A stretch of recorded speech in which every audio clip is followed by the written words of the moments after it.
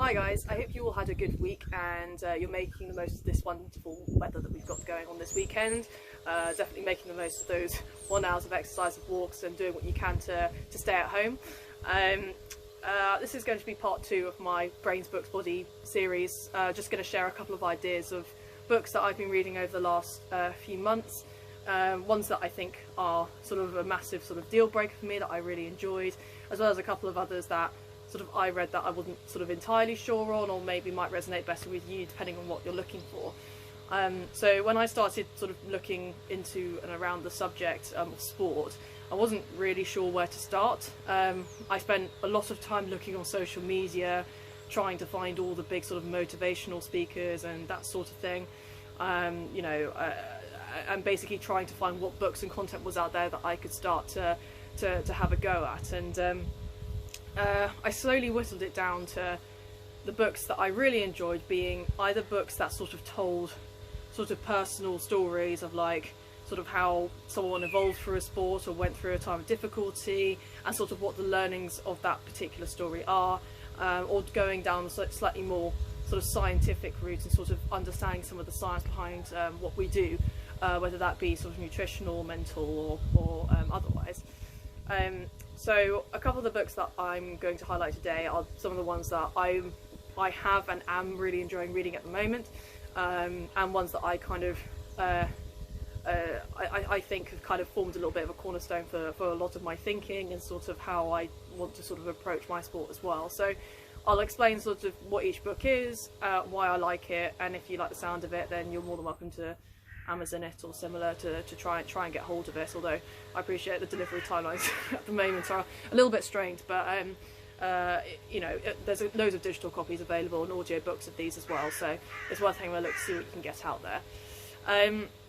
So the first one I wanted to recommend is one that I've actually had for a lot longer than a couple of months, one I've had for coming up to a year and a bit now, In a Game of Tennis. I'm sure you've heard of this book. It's an absolute title, by Timothy Galway.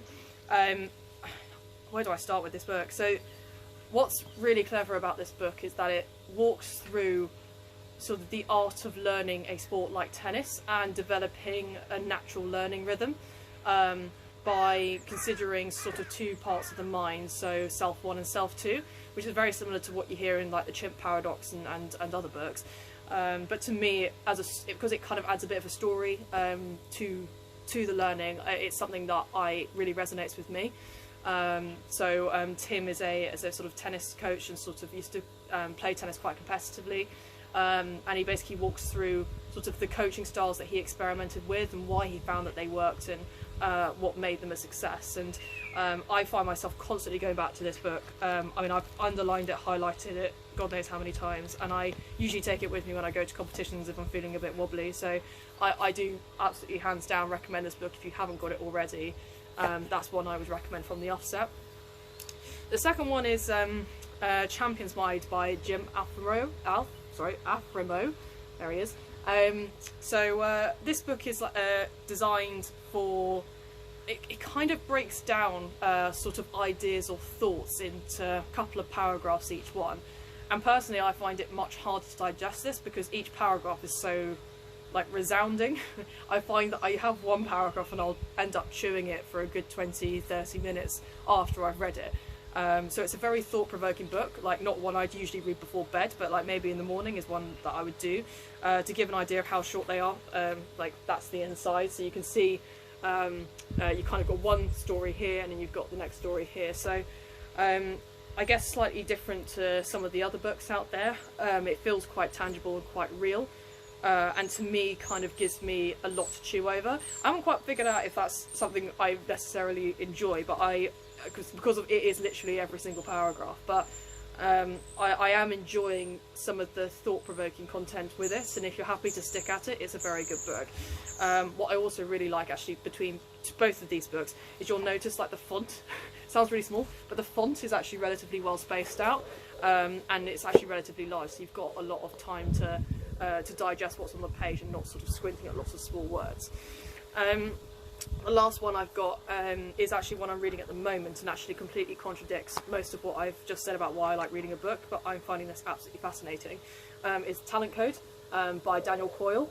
Now, this is a kind of it breaks down the science about how you learn and train, and what sort of mechanically goes on to allow you to embed good habits, bad habits, and things like that. And it breaks it all down quite scientifically and talks about myelin and the brain cells, and sort of how that process of creating myelin helps embed learning processes, which helps create deep learning. Yeah, I mean, it's like I said, I'm not that far through. I'm actually only well, not even halfway. But I find it really interesting, and also, contrary to what I said, the font here is actually a little bit smaller.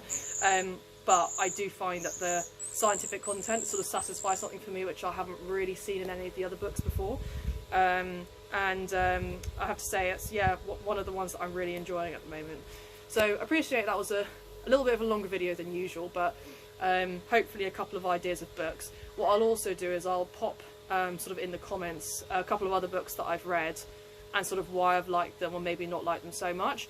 I've read about, I was actually trying to count them earlier, I think I've done about sort of 10 books in and around the subject of sport, and I'll just go through a couple of those that I've read or maybe started reading and sort of not found it resonated for me, and yeah, gives you some ideas of things you might want to read going forward. So thank you for listening. Hope you will have an excellent weekend, and I'll speak to you all probably next week.